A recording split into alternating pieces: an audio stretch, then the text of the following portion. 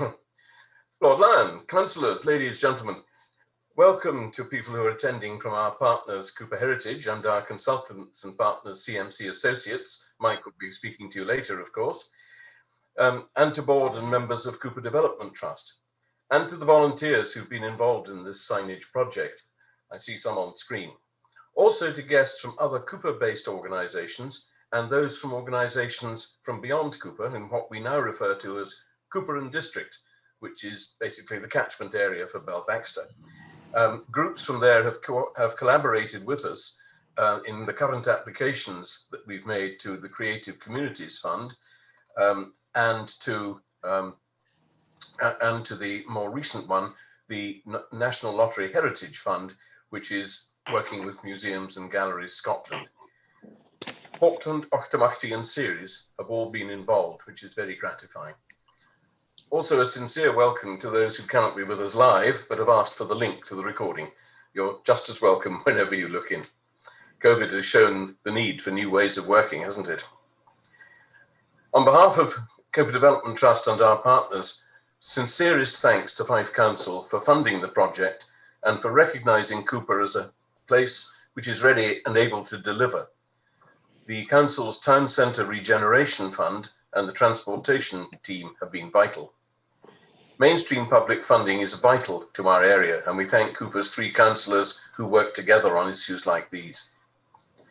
CDT sincerely thanks our partners, Cupar Heritage, who, working with CMC, developed the classic Cupar archive, and that in turn has helped populate the map and panels, which Mike will be explaining in a minute.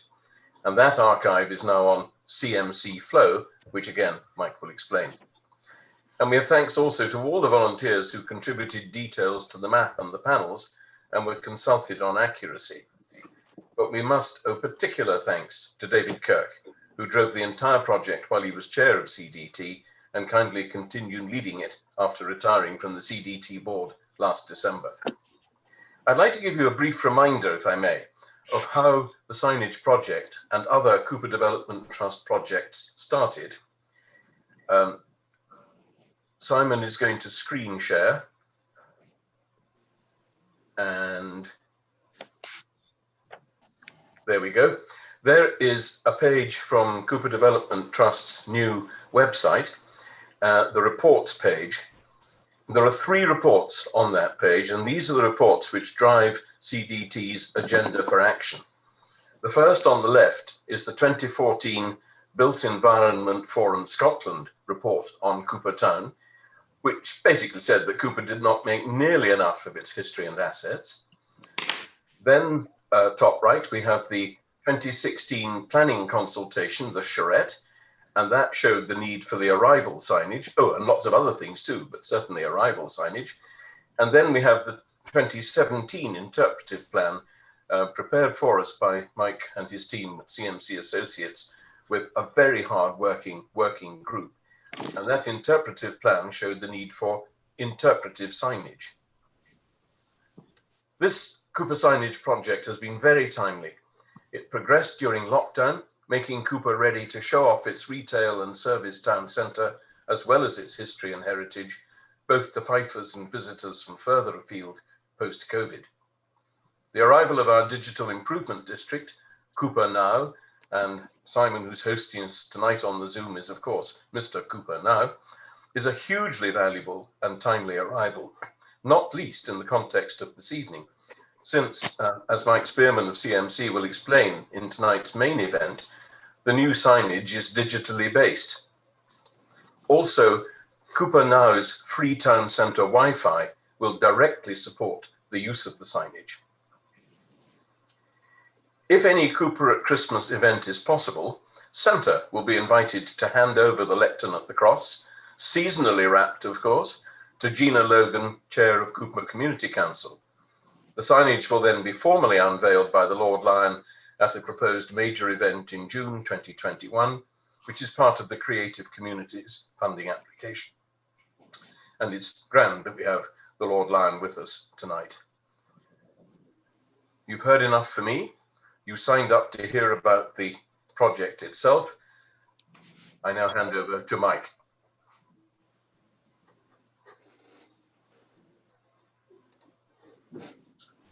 Good. Yes, I was just saying, well, I'd better unmute my audio then.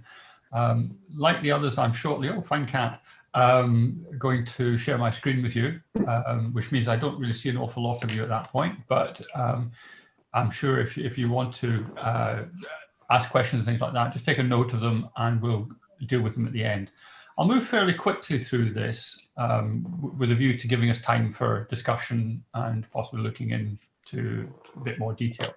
I'm going to try with some hesitation to share my screen with you guys. So sharing screen, press the share button.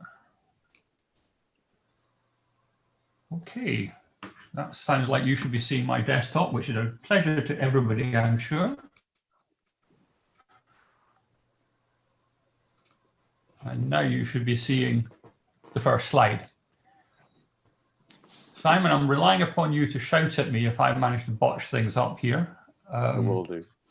The cunning thing about video conferencing these days is that there's umpteen platforms and none of them are consistent as to where they put the buttons, as I'm sure we're all more than aware these days. Anyway, first slide, you'll see the banner at the top, which you'll note later on is the banner for much of what we're putting up around town. This is a quick update on improvements to the presentation and interpretation of Cupar that we're about to see rolled out around the town. More of that anon. So we're going to be reviewing what's coming. In the signage front, there will be 3 new arrival panels basically in the car parks, principal car parks. There'll be 3 new interpretation panels and 1 upgrade to an existing panel. In addition, there's an interpretive map, more of which on, and an orientation, and I'm calling it the good old phrase, a portal website, which all link together to provide, we hope, a fairly integrated approach to presenting, not only in this project, but in other projects, the interpretation and arrival at Cupar. So a couple of words up there, I'm afraid. I'll rattle through them. The first part, Bill has already somewhat explained, which is great. The 2017 interpretation plan included a whole range of things to do. And then late on in 2019, the interpretive plan working group wanted to move on to making what were called visible in public improvements to interpretation. So we had to take a fairly incremental approach as we were chasing funding as ever in this world. And obviously the big step forward was when Fife Council was able to allocate some town centre regeneration funds to the project. And that allowed us to look at the interpretive panels, the interpretive map and the portal web pages. Once we were underway, we were then able to fold in some additional funds from Fife Council, which allowed us to do the arrival and orientation panels. So that really does complete that particular set of activities. And I'm going to give you a sense of them, not the full blast of it. You'll be pleased to know, perhaps. You have to wait till it's installed around the town. The installation we're expecting to take place in mid-October. Certainly the fabrication is underway and we've got a Fife Council team ready to do the installation in mid-October. So all things being equal, which is difficult to be sure of in this new world, that will be when they are visible around the town. The digital map is already completed and is being used, and the website, the portal landing pages are already active. So we're pretty much ready to go. And what you're going to see now is the first real presentation that the community has seen of the work that's been going on. As noted, the lead partners in the project were Cupar Development Trust, and a very big and particular thanks to David for his ongoing support there. Cupar Heritage, and a huge thanks to Ian and to Guthrie for their work on the content, and to CMC, and in particular my colleague Sharon, who's the lead designer on it. So that's just the in-house team, as it were. Fife Council, we already noted for funding, and the council, ward councillors, obviously for their support. There's been a lot of people in Fife Council that have backed us and helped us in this project. I'll not go through the individual names, it's too many to be frank, but area services, building services, economy planning and employability services, roads and transport services have all had their fingers in this pie to the benefit of all. There's been considerable support across the community. And again, the roll call is enormous. So I just wanted to sort of identify the organisations here. Obviously, Cupar Now, and you'll hear more about how we link across what Cupar Now does in a moment. Big thanks to Parish Church. ScotRail have been brilliant about the installations there. Synergy Signs are the fabricators, and the Lord Lion, a big thank you for the arms up in the top left-hand corner, the crest, which has come directly from the vellum, you will be pleased to know, as enormous difficulty was had in finding that. For those of you that were involved in the chase for that, congratulations, we got there. Now, a pause. Let's have a look at the map of Centre of Cupar and where are we putting these various panels. I've identified three categories of panels: the arrival and orientation panels, the interpretation panels, and the Cupar Heritage upgrade sign. Three car parks. Most of you will be very familiar with all three: Flothers Car Park, Bonnygate Car Park, and the railway station car park. Will all be adorned with a broad arrival sign. You'll see it in a minute. There's then the interpretation signs, which are lower and very marginally smaller lectern interpretation panels at the Market Cross, up in Burnside and outside the parish kirk. And then we've got the opportunity for a like-for-like replacement of the heritage sign that Cupar Museum has by the entrance to Cupar railway station car park. So those are the locations. I'm not going to go into very precise details of where the locations are. You'll be seeing that very shortly in the flesh. So what are the signs composed of? This is the first time some of you will have seen the main look and feel of the panels. They basically have a color identity, logo and banner. There's then introductory text, 2 paragraphs, as you can see. You'll not be able to read this. That's in a way quite deliberate, because if you start reading this, we'll never get to the end of this presentation. Sorry, you'll have to request a special viewing or wait until they're up, which won't be long. There's then the big orientation map. So for the orientation signs, of which this is the one at Flothers, there is a big new orientation map. On the right-hand side, there's a panel of heritage information, both about Flothers itself, i.e. the location of the panel, and then of the walk into the town centre. Down the bottom, there are QR codes, and also if you don't have the capacity to read a QR code, which is much more general than it used to be, there's the URL if you want to type that in for details. And of course, the much appreciated but almost inevitable logos on the right-hand side. The broad point about the diagram on the left is that most, but not all, of the arrival signs in the car parks are on vertical poles, as you would expect, traditional grey circular poles of the type that you'll see in car parks all the time. The Flothers one, in fact, is going to be double-sided because its location, just pop back down here, can be seen from both the car park and from the pedestrian walk on the pavement outside. So that's an exception. It has a double-sided panel on the single 2 sets of poles. So that's an introduction to the orientation arrival signage. You'll see that basically I've now bumped across to the Bonnygate car park one, and you'll understand that it's of the same template. What is changing is obviously where you are, and the heritage information on the right has changed as well. The general structure of the orientation panels is essentially the same.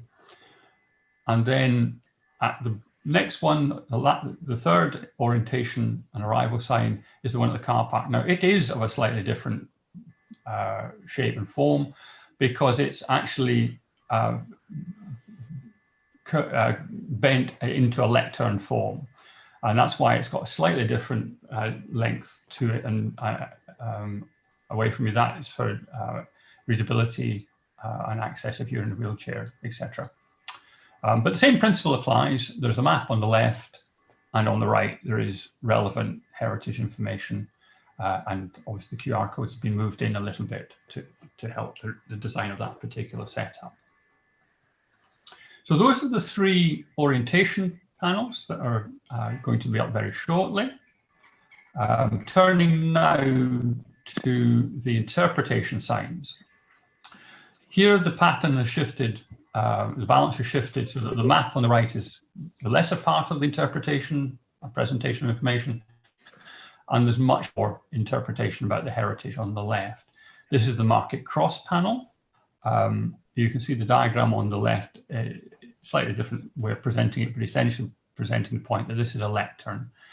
It's got black metal alloy around it, so it's going to fit better with the street furniture that is in the area. It'll blend in very well. The finishes are extremely good. You'll see there is a fourth QR code, those that you've been counting, which is a direct link to the museum for the heritage panels. I'll explain about those links in a moment or two.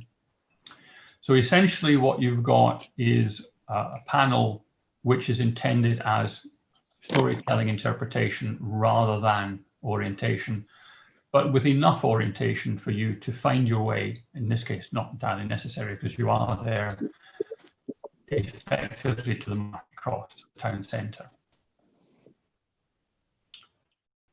So that's the market cross panel. Again, same layout, same introduction to the Burnside panel. Again, you'll see the map on the right framing enough to get you to the market cross area, town centre, and then good stories and images. Cupar Heritage were absolutely fantastic in Guthrie and Ian in pulling together the imagery and all the rest of it for this. The images and all of the content of this are available on, and Bill's mentioned it, classic, a spin out from Classic Cupar project, which was a lottery project, was a cultural database for Cupar, which is run and maintained by Cupar Heritage. Ian has been doing tremendous work, even recently adding to that with photography. Mike, can I just interrupt? Des, yep. I think it's got a question. Yep. Yes, Des. You may be muted, Des. Oh. Bill, sorry to interrupt. Is everybody else experiencing the sound quality that I am, which is serious breakup of sound, or is it just me? If it's just me, that's okay. But I think we're okay. Yes, you think. You're loud and clear for me. Yep, loud and clear here. Sorry, Des. I'm okay too. Okay, let's crack on, Mike. Okay, on you go. All right, Des. I'm now getting feedback. One, Des, have you still got yourself unmuted? I suspect. Okay, let's press on. Yes, we've got there. No, I've still got some feedback now. Can everybody make sure they're mute, please? Except me, obviously. Okay, so that's great. It's clear again, I hope now for everybody. So what I was just saying a very quick bit about is that there is a photographic archive for CMC Flow, and the maps and everything are in there. This is a really serious community resource which Ian Copeland and others at Cupar Heritage have got the keys to, but they can be opened up to anybody with valid reason. Okay, so that's the Burnside one. There's another panel, a third interpretive panel up at the parish kirk. Our thanks to the community there for assistance with this, the content and photography, brilliant assistance from Old Parish Church. So those are the three interpretation panels, and they're all the same fabrication, which is the black low lectern approach. Prior to that were the three car park, basically graphic panels. And there's a third type of panel, seem to do everything in threes, a bit like Mr. Caesar. There is currently, as you'll see from the photograph, and some of you may know, there is an existing interpretation and update panel just on the edge of the car park as you go in. We're allowed to do a like-for-like replacement of that. And you can see the new panel that's going to be going up there with the same branding and structure. If we get lucky, our good friends in the roads department will reduce the height of those grey poles. But we'll wait and see whether or not ScotRail permit this and other things.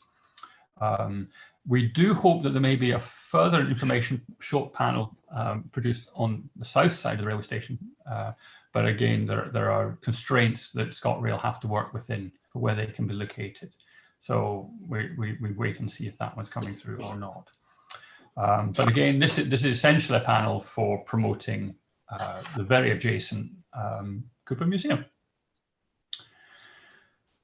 That's the quick and very rapid skip through the panels, which are, it doesn't do them justice. There's a lot of good information, a lot of good illustrations there, and it just really does show the strength and variety of information available to people of Cupar.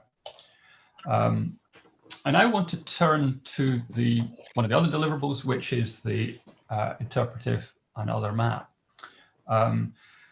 This is a major resource. It's always a difficulty when anybody's trying to do a map for their community leaflets or whatever, that they've not got access to decent mapping. Indeed, for those that you remember the previous tour leaflet for Cupar, I'm afraid the artwork for that, which was I think done in the 70s, it was to use the word analog. It was a paper drawing, but is B, gone walkabout.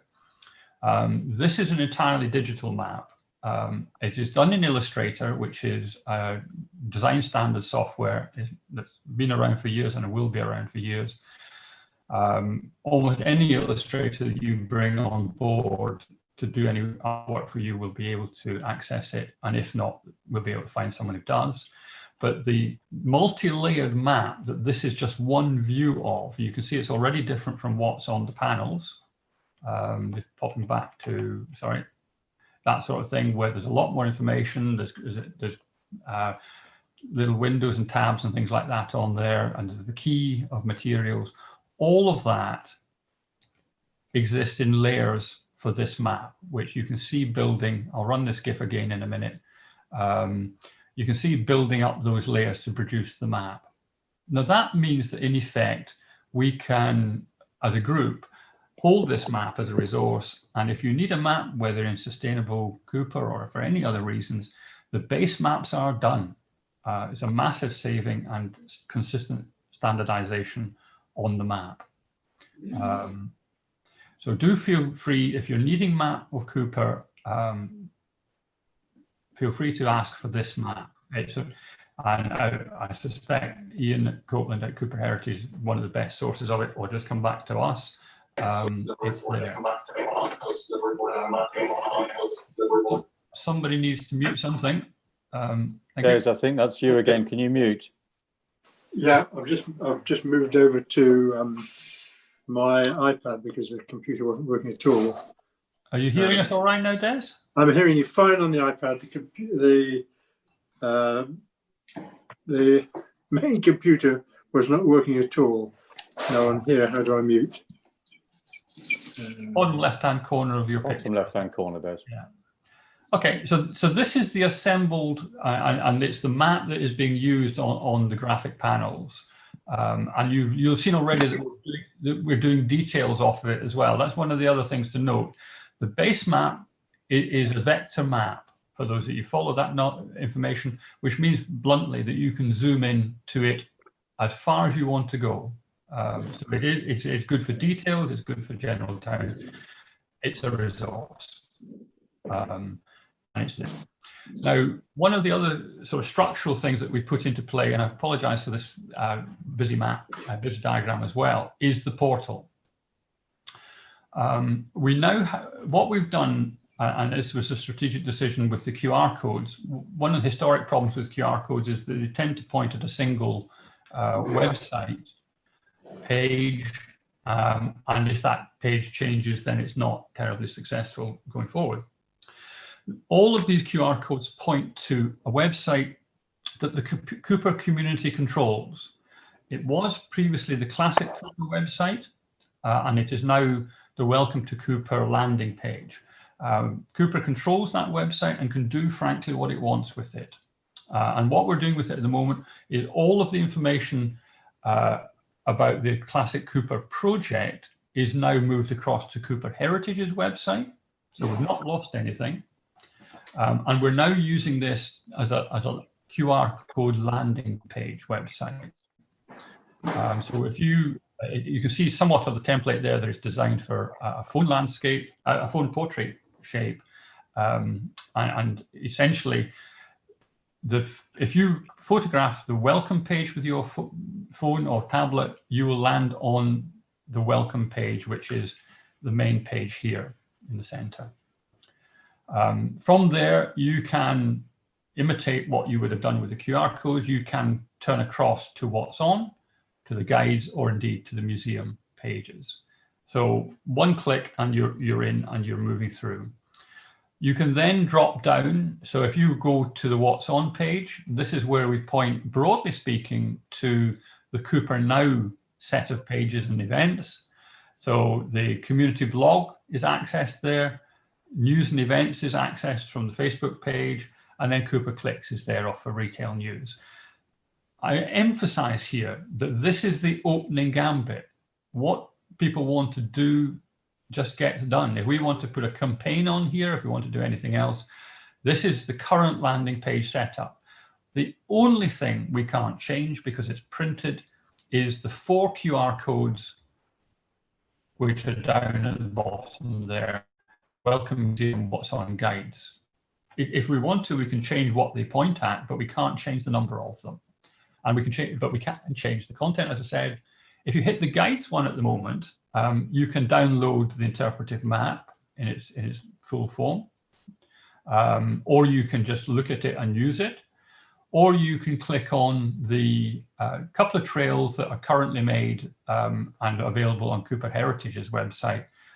So there's 2 trails. One is the Sense of Place trail, and the other is the Cupar Heritage trail. And they're essentially using the Google Map platform. And of course, if you press the museum, you'll go to Cupar Museum and Heritage Centre's webpage. I really do emphasize that this is flexible, and I would obviously like to see a lot more nested material in there. And it's a resource that I think will grow over the years. That, ladies and gentlemen, is me finished, I hope. Yes, it is. I shall stop sharing here, simply so I see everybody. Hopefully I have stopped sharing and you're now seeing people. I can easily identify a slide and pop it back up if people have questions, but that very fast canter through gives you a preview of what will we hope be on the streets of Cupar in mid-October. And indeed, if you go on to classiccupar.org, you will see the landing pages already functioning and active. And indeed, from there, you can download already the map as it is being used on the graphic panels. So bits of this are coming immediately to you, and others in mid-October. Enough from me. Mike, thank you very much indeed. That was very clear and highly impressive. I thought I knew a bit about this project, and I've learned a lot tonight. So those who are coming fresh to it, I think will have learnt a lot about what our ambitions have been, and will realise just what a lot of work has had to go in by not only CMC, but as you said before, Ian and his team at Cupar Heritage has been very, very impressive. And I can't stress again enough how grateful we all are to David Kirk for having kicked this off with you and then kept on after you retired last December from the board. So I had a question for you halfway through, which was, I thought you would have to describe a bit better the portable landing pages, but I think you've actually done that. But at least I hope, unless somebody else thinks otherwise. So the floor, if that's the way to put it, if Zooms have floors, now open to you all for question or comment, please. And all you have to do is unmute. In my case, bottom left, I guess that's where most of yours will be. Wave a hand or start speaking. Or both. Oh, yes. Can I say something? My name has been mentioned a couple of times, David Kirk.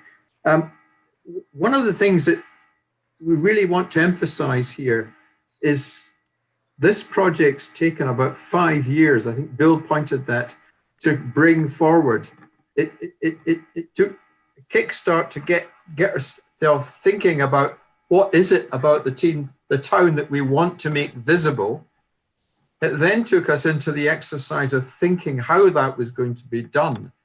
And progressively, and I've got files up there with 3 years of working group meetings. It's been terrific how folk have come together on this. The buy-in from Fife Council was terrific. We particularly worked through David Grove and his team in economy and development. I don't know what the full title is. But recently, transportation services, quite astonishingly, there's a pile of goodwill about doing this kind of thing. They've not got any money, but they've got plenty of expertise and goodwill, and that's made this possible. Going forward, there's so much can be done now with this resource. Mike Spearman and his team have done a terrific job here in making the thing work. And Simon, got to know Simon over the last couple of years. This man's doing things too, which are quite incredible. So we've got a really great chance to do things over the next 2 or 3 years in this town. And I just hope this tool, because that's what these signs are now, and the map, the tool is the next launch pad to start creating tales, to start animating more what this town's got to offer. And who knows, this town, we started off as a development trust with big plans for big capital spend.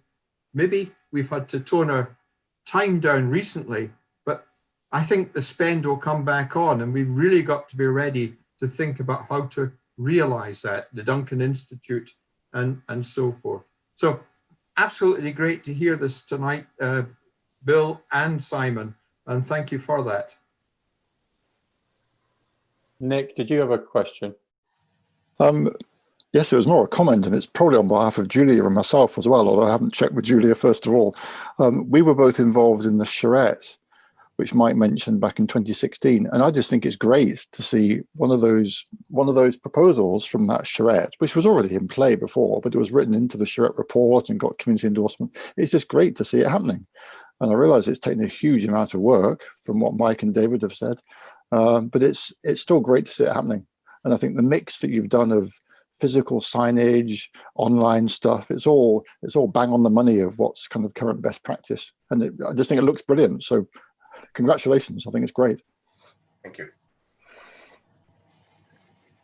Anyone else like to ask a question or make a comment?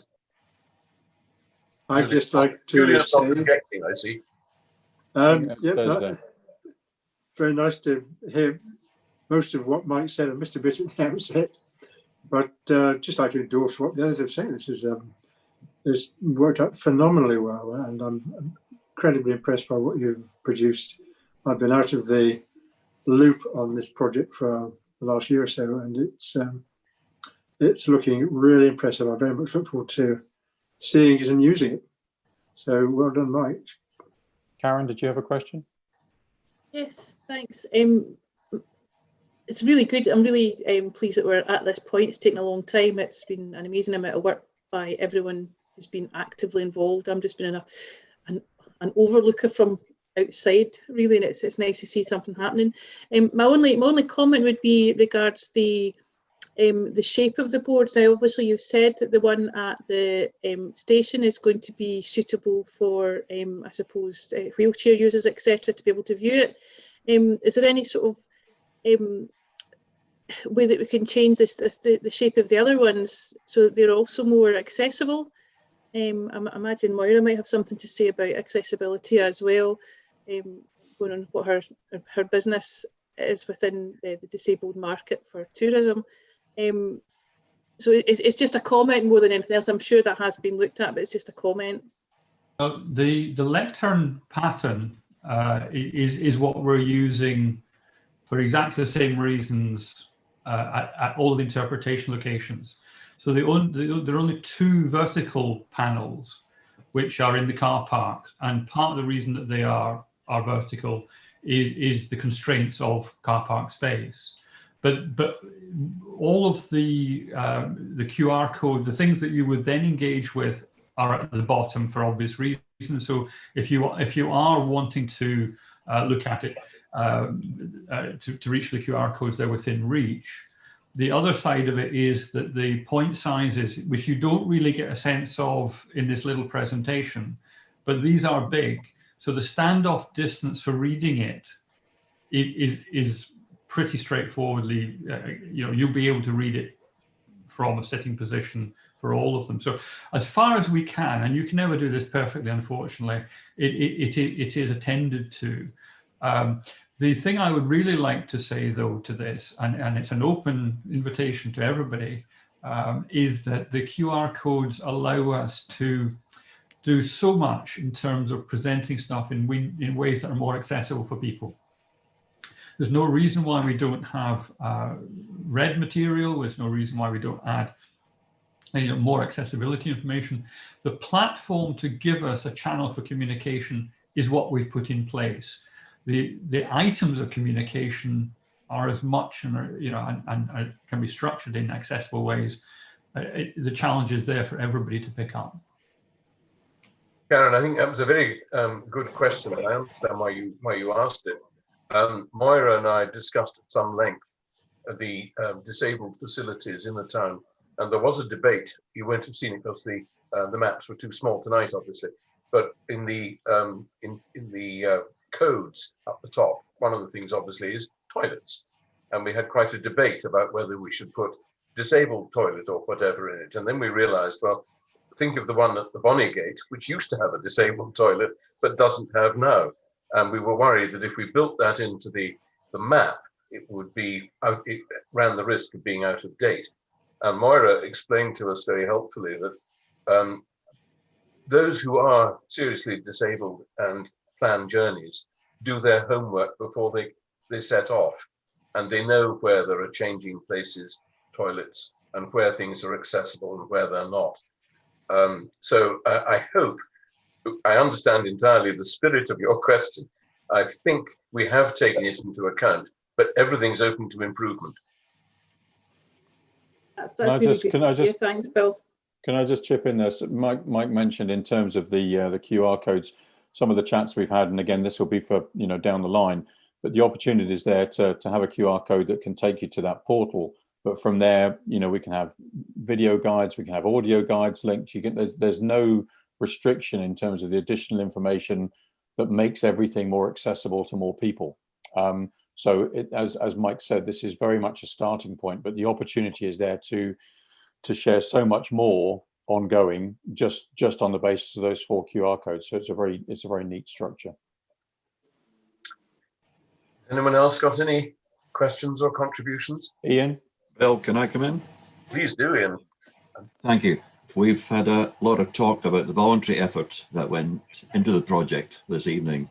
And at Cupar Heritage, we are all volunteers. I'm always looking for new volunteers. So tonight I want to take the opportunity to invite some more to come on board. We just got some new trustees, and we realise the work on this project is only just beginning. We carry on and keep Cupar to the fore. Thank you, Ian. You've been tremendous at getting volunteers around you in Cupar Heritage. It obviously helps that you have premises. As you know, CDT has neither premises nor staff, so we We exist really in the ether and in people's goodwill. On the question of volunteers, the training project that I mentioned that we put in an expression of interest in last Friday, one of the things that is flagged up in there, they call it in shorthand HR. And I thought, well, that's not going to be very interesting for people who don't have staff. But when you read the paragraph, it says, including recruiting, training and retaining volunteers. So I'm hoping that that will be something, if we do get the money from Museums, Galleries Scotland for this joint effort through Falkland Octomacty Series Cupar, that some of us will get that sort of training. And clearly Cupar doesn't have the resources, the financial resources, to do this sort of thing and make use of this sort of thing without having volunteers. That's just the way it is. But on the other hand, volunteering is excellent community engagement. And one of the things we have to show in all our applications these days is inclusive community engagement. The end product of a map, for example, wouldn't get support. It's got to be seen as something for the community, involving the community in producing it, and then allowing the community to enjoy it afterwards. Ian, I do sincerely thank you again for all that you've done. It's been absolutely tremendous. Any other people would like to come in? Yeah, sorry, yes, Lord Lyon. Well, first of all, thank you very much for the invitation to join you tonight. I'm an outsider from Cupar. However, I was brought up in Fife and visited Cupar as a young man and as a teenager. And one of the things that always impressed me about Cupar was, in fact, that they managed to step up and there was a real sense of community and ownership. And even as I moved from one bit of Fife to another bit of Fife as a 20-year-old, I could see that. And tonight the presentation struck me to be something that was very powerful about owning and taking charge of your community yourself. So I want to say thank you for giving me the privilege to take part in this tonight and also to see what's done. And I look forward to being with you sometime, but I also look forward to seeing the signage when it's put up. I was in Cupar last week helping your trade. I came down to buy a new car at the Ford dealership and I was asked the question, why was I buying the same car? And the answer came was because I didn't want to learn how to work any new buttons or switches and I'd gone too old to learn new things. But it's obvious that despite the age and the historicity of Cupar, that you're learning how to do things in a new way. And I certainly hope that you'll allow me to be able to share your story with other communities as I go around to help in that particular community development field. So all I can say to you is I was very impressed. I can now go and boast even more about being a Fifer, but never been actually lived in Cupar. But I can go and boast about the work that's been done. And I hope it goes from strength to strength. And somebody's had a great sense of imagination in this to promote Cupar in this way. So thank you for having me with you tonight. Thank you, Lan. It's very kind of you. And we look forward to you coming. There's a date penciled in, as I've mentioned to you, of 19th June, but it was originally penciled in for 19th September. No, I beg your pardon, 19th May for one of the things you were going to come and do. And of course, all these things have been put back. If I could just pick up one thing on not a topic for tonight directly, but David mentioned capital projects. Obviously, Cupar Development Trust doesn't have money for capital projects, but one of the other things that was exposed at the charrette was the inner court project, the bit behind Fisher and Donaldson's and filling in the dreadful gap site. And that was exposed at the charrette, as Julia and Nick will remember, and got a lot of, as you would expect, a lot of public support. Des Montgomery is running with that on our behalf on CDT, but it's basically a Kingdom Housing Association project with Fife Council, because obviously we have no funds to do anything with it. But it's still very much on the stocks. And I don't know if Des, since we've got an audience like this, I don't know whether you want to give us a very, very quick update on that, could you? Well, I think we have every reason to believe it is going in the right direction. I think there were times when we worried whether it would actually get off the stops. But it, as far as I'm aware, I mean, there was a meeting scheduled earlier. We're still in September, just earlier this month, which was put back, which was to discuss progress.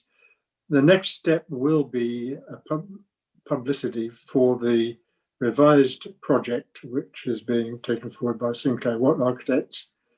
And from recollection, it involves 15 houses and 8 flats. Haven't got the notes in front of me, but I think that's what it is. And it is going to be a really good project, filling the gap and opening up some of the old pens and creating a new route between Bonnygate and Kirk Wynd. And the architecture is a mix of traditional and contemporary styles. It's broadly along the lines which were shown at the charrette in 2016. And there has been no indication of opposition to this project throughout. There have been problems along the way recently because the conservation group in Fife Council were very keen to see a stone building retained, and that was going to cause a viability problem for the whole project. And I think the architects are working around that at the moment. And so the part of the project involved redeveloping the old chocolate factory behind Fisher and Donaldson's. That may be shelved for the time being, but the main thing is that the project will see redevelopment of the gap site, very sensitive, very well done, I think, and will produce good quality housing in this rather derelict area behind Crossgate. So I would like to think we will see detailed planning application submissions early in the new year, if not the later part of this year. But for obvious reasons, everything's put on the back foot because of COVID, and that hasn't helped anything. But I think the architects in Kingdom are on the case. There have been one or two minor legal issues to resolve to do with ownership of the pens, some of which are in an awful mess, and just wasn't quite clear who had to be approached to remove some of the debris that exists in these rather murky passageways. But blame the lawyers, Des. Always a good start. I couldn't possibly do that. Thank you for that. The project is on our website. Still, the update from about, I think it's about 3 months ago, went up on the website now. But the old plan that you're familiar with from the charrette, Nick and Julia, that's up on the website too. And I think could I say our website, CDT's website, is worth a visit. It's been rebuilt for us by Maurice Shepherd, who's done a super job on it. Yes, Kathy McCall is a board member of CDT. Can I just ask whether when the development of the inner court goes ahead, it's going to change a fundamental part of the centre of the map that you were showing us? Is there a way that, obviously electronically on the website, we can update that, presumably by putting a layer on top? Is there any way of adjusting the hard signage as well, or not? Mike, would you take that? I have a horrible feeling you knew the answer to this as you asked the question. I'm afraid not. Once it's printed, it's up there. What I would say is that for the interpretive panels, it's a relatively straightforward job to remake the laminate of the panel content. So it's not something that, if in a few years' time we wanted to change it or theme it, it's not possible. But unfortunately, the vertical orientation signage is you're basically would have to relaminate to the substrate, and that is a non-starter really. You're talking about replacing the panels. All of that said, I mean, that is not the most expensive part of this project. The most expensive part of this project has been a huge amount of work and all the rest of it. So it would be a matter of hundreds rather than thousands of pounds to do that if one felt the need. That said, the download map, the one that you would download from the QR code and walk off from, that we will change as soon as there's something worth changing. Yes, and one of the things that will happen when I say not if, Inner Court goes ahead, there will be a new pend off Bonnygate, because the plan is that the gap site is not fully filled at ground level. So that would be something immediately to put into the Cupars Closes overlay, and Cupar being, I'm told, the second best town in the whole of Scotland after the old town of Edinburgh for preserved medieval close patterns. That's something we want to make the most of. I'm conscious that it's gone 5 to, I was about to say 5 to 7, but I'm in the wrong time zone, 5 to 6. We said this would last only an hour. I don't want to cut off questions. If there's anything else people want to ask or say, please go ahead. Yes, Ali Murray, Chair of Fife Family History Society. Hi, thanks, Bill. Just going back to the interpretive map, the multi-layered digital versiony thing, how many layers has that got? Does it include, for instance, the Cupar Heritage Trail map that we had before?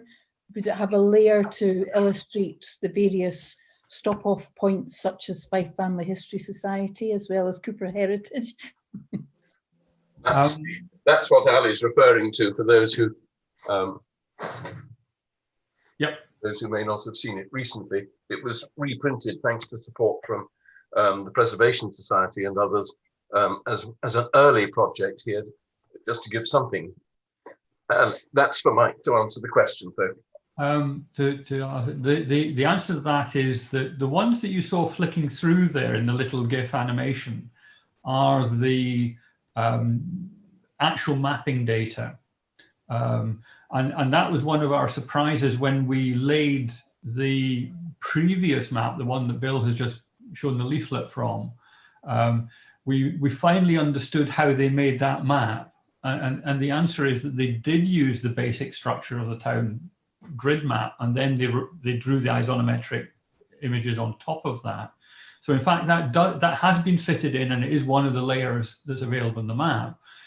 But the other point that you're making is that can you add stuff? Can you say this is where you go to? Absolutely, that is utterly the point of this.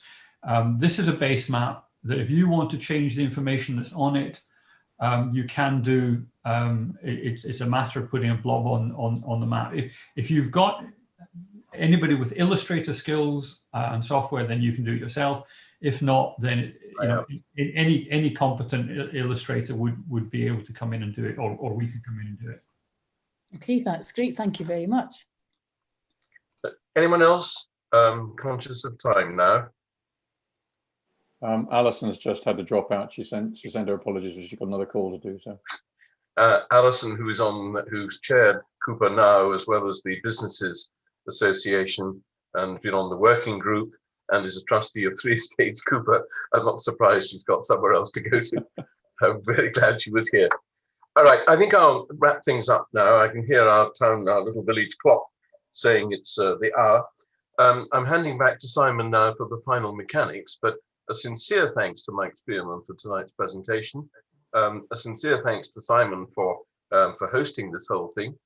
And Simon, as well as wrapping up the mechanics of the actual call tonight, you're going to tell us about access to the recording, I hope. Thank you very much, Simon. That's okay, Bill, and thanks everybody for taking part. So I think the invitation went out to around about 50, 55 people, and we were at most up to 22 tonight. So that was a great turnout at such short notice. Thanks everybody for dialing in. This is recorded, and when I press stop, we'll save that. Our plan is to host it on Cupar Now's YouTube channel, and we will share a link to that particular video out as soon as we can, probably sometime tomorrow, and we'll share that through the same channels that we use to tell everybody about tonight's event. But that'll sit within the YouTube channel as a reference archive piece that anybody can revisit whenever they choose to do so. So once I push stop, that'll start the ball rolling. But thank you very much all for dialing in. Thanks. Thanks, Alan. Thank you.